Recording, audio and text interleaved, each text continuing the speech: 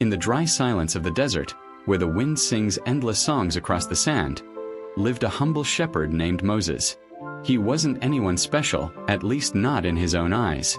He tended sheep, drank from cracked clay pots, and, truth be told, preferred solitude.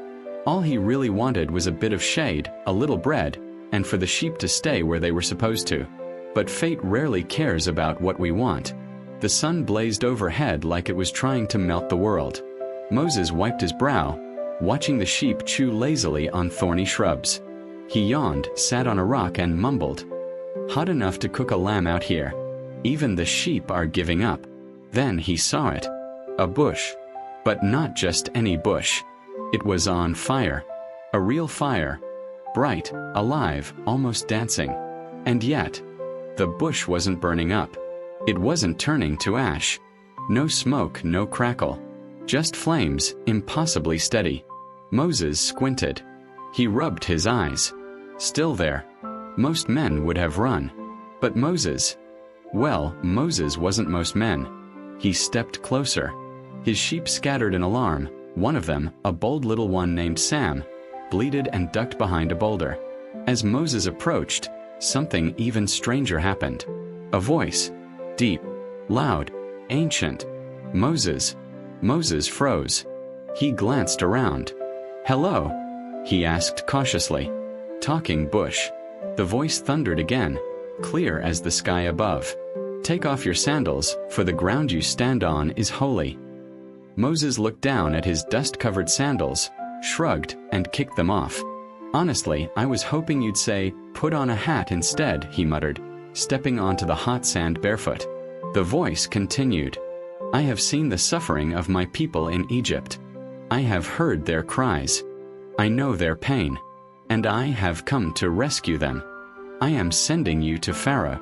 Moses blinked. "Me?" He glanced over his shoulder.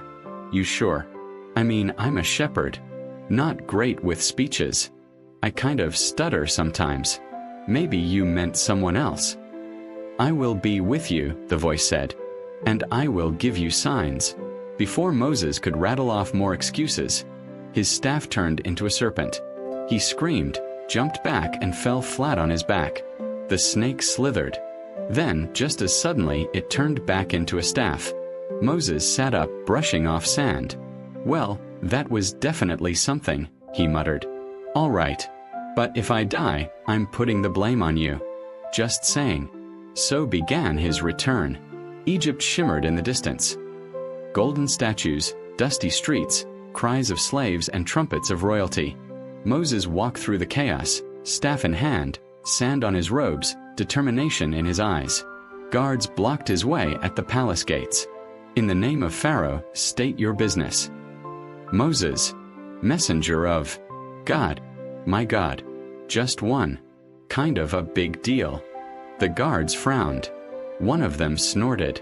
"We've got dozens of gods. What's one more?" Still, somehow, Moses made it into the throne room. Pharaoh sat high, young and arrogant, draped in gold, surrounded by servants and smug priests. He looked Moses up and down, unimpressed. "Moses the shepherd? Out of all the prophets your God could send, he chose you." "I didn't exactly apply for the job," Moses said, adjusting his robe. "I was kind of recruited." "And what does your God want?" Moses stood tall. "To let his people go." The court burst into laughter. Pharaoh leaned forward, eyes glinting. "Let the slaves go." "Why?" "Because it's the right thing to do." "Cute." "Look, I don't want trouble," Moses added, sighing. "Just do what's right." "Then show me something impressive," Pharaoh said with a smirk. "Let's see this God of yours." Moses dropped his staff. It hit the ground and became a snake. The crowd gasped. Priests scrambled to do the same, conjuring snakes of their own. But Moses' snake swallowed them all. Even so, Pharaoh's expression didn't change. "Parlor tricks," he said. "I am not afraid." And so the battle began. Plague after plague. Water turned to blood. Frogs invaded palaces.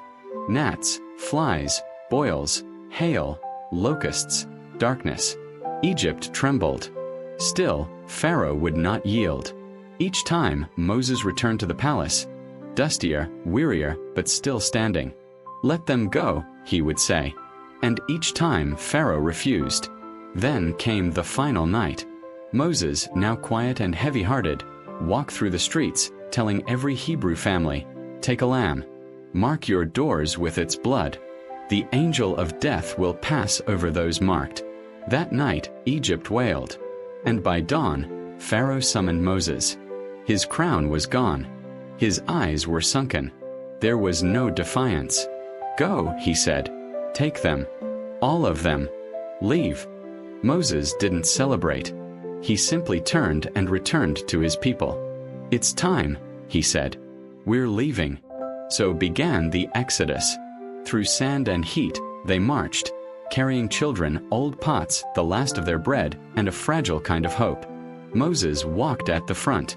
He didn't feel like a hero, just a man trying to lead. When they reached the Red Sea, the sound of chariots roared behind them. Egypt had changed its mind. Terror swept the camp. "We're trapped," the people cried. "Why did you bring us here to die?" Moses looked out at the sea, then at his people. He stepped forward, staff in hand, and raised it. The wind howled. The sea parted. A path of dry land stretched through the waters. "Go," he said. They hesitated, then ran. Children first, then parents, elders, animals, all moving between towering walls of water. Moses followed last, watching over them. When the last foot touched the shore, the sea crashed shut behind them. The army was gone. The people were free. As the morning sun rose, Moses stood on a hill, robes billowing, sand in his beard. He looked down at the thousands now standing free. Behind them, Egypt.